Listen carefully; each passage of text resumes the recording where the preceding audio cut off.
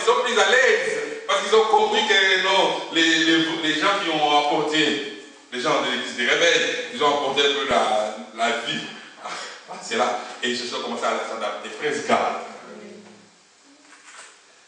Mais beaucoup de personnes font la même chose aujourd'hui. Ils attendent seulement les jours où nous avons la prière pour essayer un peu de... Mais si tu sais dans ton cœur que Jésus-Christ est vivant et qu'il vit réellement dans ton cœur, laisse-moi te dire, tu vas parler de lui. Amen. Tu vas parler de lui. Nous devons accepter d'être bouillonnés par cette puissance. Béni soit le nom du Seigneur. L'expérience que tu as avec Dieu doit te pousser à parler de cela. C'est comme si nous n'avons pas passé cette expérience avec lui. C'est comme si dans ma vie, il n'y a rien, Christ n'a rien fait. Et je me trouve dans une situation où je me pose la question, est-ce que Dieu va faire? Tu commences à te poser des questions le lendemain, le jour au lendemain. Est-ce que Dieu va faire quelque chose? Est-ce que Dieu est capable de faire quelque chose? Alléluia. L'église doit se réveiller. L'église doit trouver sa place.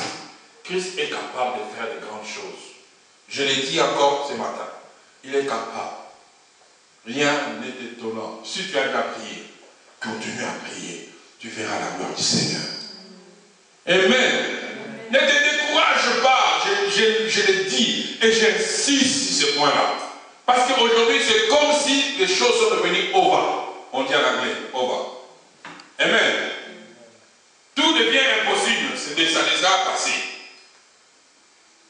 Rien n'est impossible à notre Seigneur. Alléluia. Tout est possible. Tout peut se passer. Le miracle est possible. Paul dit, je n'ai pas honte de l'évangile. Je vais le proclamer. Mon Jésus, je vais le dire au monde. Je vais dire qu'il est capable de faire. Je vais le dire. Parce que Jésus a dit, allez par tout le monde, prêchez la bonne nouvelle. Et voici le miracle qui accompagneront ceux qui auront cru. Est-ce qu'aujourd'hui le miracle nous accompagne? La démonstration nous accompagne? C'est ça la grande question que nous devons nous poser. Les mondes ont besoin de voir la gloire du Seigneur. Et c'est là qui fait que nous puissions tomber dans la honte. On ne peut plus parler de l'évangile. On n'est plus fiers de l'évangile. Mais les gens qui profitent, ça je l'ai bien comme je l'ai dit, premier passage, je dis, il y en a des gens qui profitent de l'évangile. Ce sont les magouilleurs, des voleurs qui entrent dans l'église, qui prennent l'évangile derrière, ils font autre chose, mais ils prennent l'évangile au nom de l'évangile. Amen. Il ne faut pas voir, ils sont fiers. Ils sont là, dans leur voiture, ils roulent. Ils sont dans la télé chaque jour du matin au soir. Ils ont des télévisions, ils ont des radios, des télévisions. Mais le Seigneur, quand tu le regardes, quel message qu'il donne, tu dis, c'est la mort. Alléluia. Il y a des gens qui en profitent. Il y a des gens qui en profitent, ils sont en train de prendre l'argent des gens. Mais nous, qui avons Jésus-Christ dans nos vies et qui pouvons apporter au monde, qui pouvons dire au monde, c'est ton salut. Je t'ai apporté le salut. Au travers de l'évangile, tu peux avoir le salut. Bien notre Seigneur, il y a de la grande joie. C'est le premier miracle. Je l'ai dit, c'est le plus grand miracle qu'il peut y avoir dans ce monde. C'est une personne se convertisse et croit au Seigneur. Alléluia. C'est le plus grand miracle. Amen. Lèvons-nous.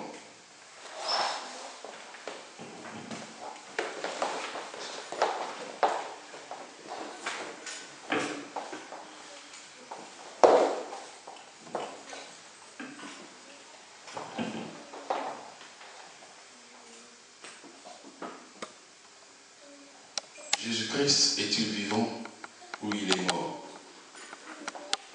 C'est à toi de répondre dans ton cœur et de répondre selon ce que le Seigneur te dira de répondre. Et une chose encore, est-ce que tu vis le miracle du Seigneur? Chaque jour, est-ce que tu vis le miracle du Seigneur? Si tu ne le vis pas, je t'invite à faire ces démarches pour que tu aies une expérience personnelle avec lui. Qu'il est là à tes côtés pour que tu fasses cette expérience et que tu aies cette force, cette puissance de parler de lui. La troisième, je dirais, as-tu honte de Jésus? Pour que tu n'aies pas cette force de partager cette parole avec les autres.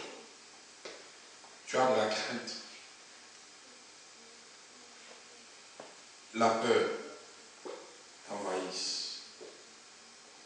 Tu sens que tu ne peux pas parler de Jésus. Mais laisse-moi te dire, celui qui aime, n'hésitez pas. Il ouvre sa bouche grandement et il le publie. Que Jésus nous aide à accomplir ses promesses et ses paroles dans le nom de Jésus. Tendre Père, je t'invite à ce moment à venir au secours de tes enfants qui ont écouté cette parole, qui ont, Seigneur notre Dieu, prêté leur oreille et qui ont, Seigneur notre Dieu, voulu que cette parole puisse pénétrer dans leur cœur. Dans le nom de Jésus, je te prie de haut des cieux. Que Seigneur, chaque personne puisse faire une expérience personnelle. Que l'évangile devient pour eux une puissance. Puissance de Dieu. Dans la justice de Dieu, au travers de leur foi, dans le nom de Jésus.